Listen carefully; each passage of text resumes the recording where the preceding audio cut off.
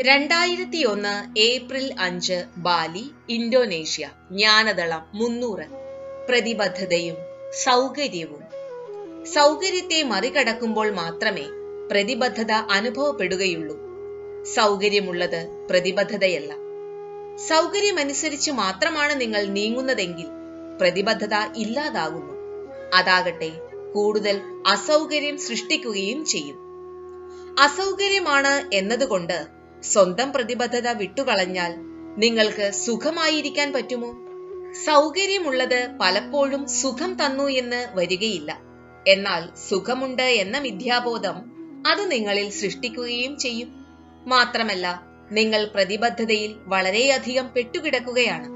അത് പലപ്പോഴും അസൗകര്യം സൃഷ്ടിക്കുകയും ചെയ്യുന്നുവെങ്കിൽ നിങ്ങൾക്ക് സ്വന്തം പ്രതിബദ്ധത പൂർത്തീകരിക്കാൻ കഴിയുകയില്ല. അത് നിങ്ങൾക്ക് നിരാശ സമ്മാനിക്കുകയും ചെയ്യും. സൗകര്യവും പ്രതിബദ്ധതയും തമ്മിൽ ഒരു സന്തുലനം സൃഷ്ടിക്കുന്നതാണ് ജ്ഞാനം.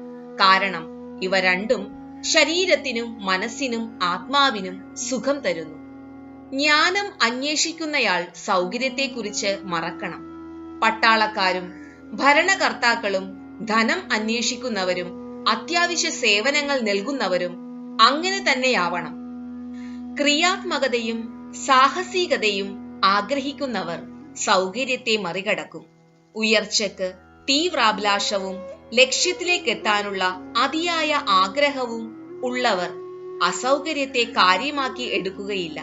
ജ്ഞാനിക്ക് പ്രതിബദ്ധത സുഖം നൽകുന്നു.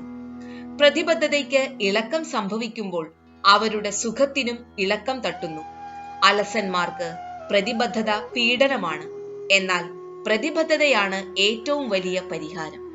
പ്രതിബദ്ധത ദീർഘകാലത്തേക്ക് സുഖം നൽകും. ചോദ്യം: ത്യജിക്കാവുന്ന പ്രതിബദ്ധതകൾ എന്തെങ്കിലുമുണ്ടോ? ഗുരുദേവ്: ഉണ്ട്.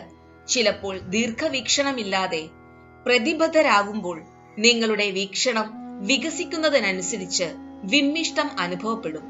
ദീർഘവീക്ഷണമില്ലാതെ എടുക്കുന്ന അത്തരം പ്രതിബദ്ധതകൾ ത്യജിക്കാവുന്നതാണ്. മഹത്തായ ഒരു പ്രതിബദ്ധതയ്ക്കു വേണ്ടി അത്രയ്ക്ക് പ്രധാനമല്ലാത്ത പ്രതിബദ്ധത ത്യജിക്കാവുന്നതാണ്. ലക്ഷ്യങ്ങളോടുള്ള പ്രതിബദ്ധതയ്ക്കു വേണ്ടി മാർഗങ്ങളോടുള്ള പ്രതിബദ്ധത ത്യജിക്കാവുന്നതാണ്. നിങ്ങളുടെ പ്രതിബദ്ധത ദീർഘകാലാടിസ്ഥാനത്തിൽ പലർക്കും ദുഃഖമുണ്ടാക്കുന്നുവെങ്കിൽ അത് ത്യജിക്കാം. ജയ് ഗുരുദേവ്.